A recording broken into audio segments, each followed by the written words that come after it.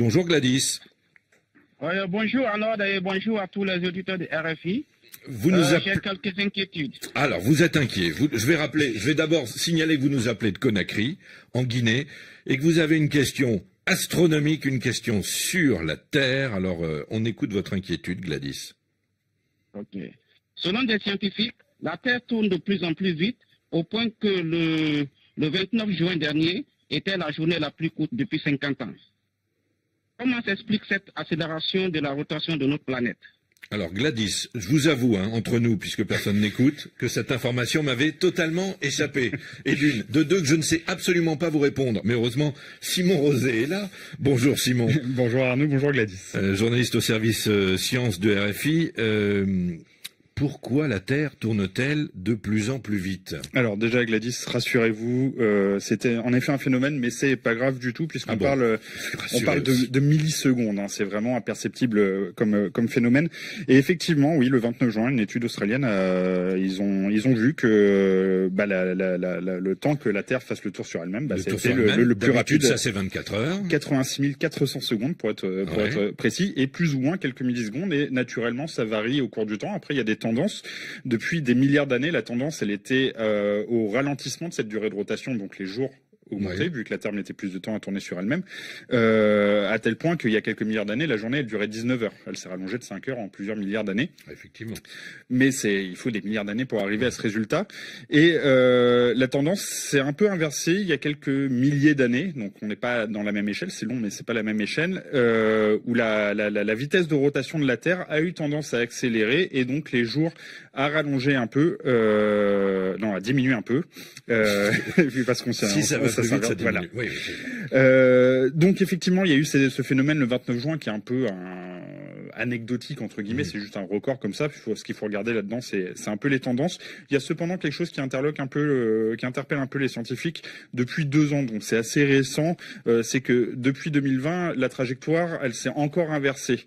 La rotation va moins vite, donc les jours augmentent, alors que la tendance était un peu était historiquement inversée, et on ne sait pas trop pourquoi. Il y a plusieurs hypothèses qui sont avancées, comme des phénomènes climatiques, comme les phénomènes El Niño atmosphériques, qui peuvent avoir des effets sur la rotation de la Terre. La fonte des banquises peut également avoir des effets sur la rotation de la Terre. Ça accélérerait sa rotation. C'est un peu comme, vu que la Terre perd de la masse à ses extrémités, c'est comme quand vous faites du tourniquet et que vous rapportez les bras vers vous, la masse est plus concentrée vers le centre, donc vous tournez plus vite. Je vais faire attention la prochaine fois. En gros, on dit que votre moment cinétique augmente. Mais voilà, ce ne sont que des hypothèses, on ne sait pas trop. Ce qu'il faut voir, c'est que on parle vraiment de millisecondes. Ça n'a aucun effet concret sur notre vie de tous les jours. Donc ça n'a rien de grave. Gladys, ne soyez pas inquiets donc, mais vous avez une deuxième question malgré tout. Oui, ma deuxième question, quelles sont les conséquences de ce changement sur la Terre et sur notre système solaire? Alors, Simon, vous nous avez dit que c'était pas grave, mais est-ce que ça change quelque chose quand même? Non, tout simplement non. Sur le système solaire, déjà, on oublie, puisque le système solaire, c'est grand et la Terre, c'est tout petit. Juste pour se donner un ordre de grandeur, le Soleil lui-même, tout seul, contient 1 million de fois la Terre. Donc, c'est pas parce que la Terre, elle fait un tour sur elle-même 1 milliseconde ou plus vite ou moins vite que ça va changer quelque chose.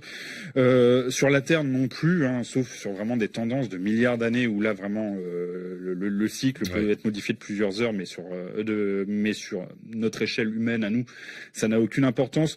Le seul truc où ça peut nous embêter, c'est que 1 milliseconde par là, 10 d'un autre côté, c'est que de temps en temps, tous les 4-5 ans, on doit rajouter 1 seconde à une journée pour rattraper un peu le décrochage qui s'est fait.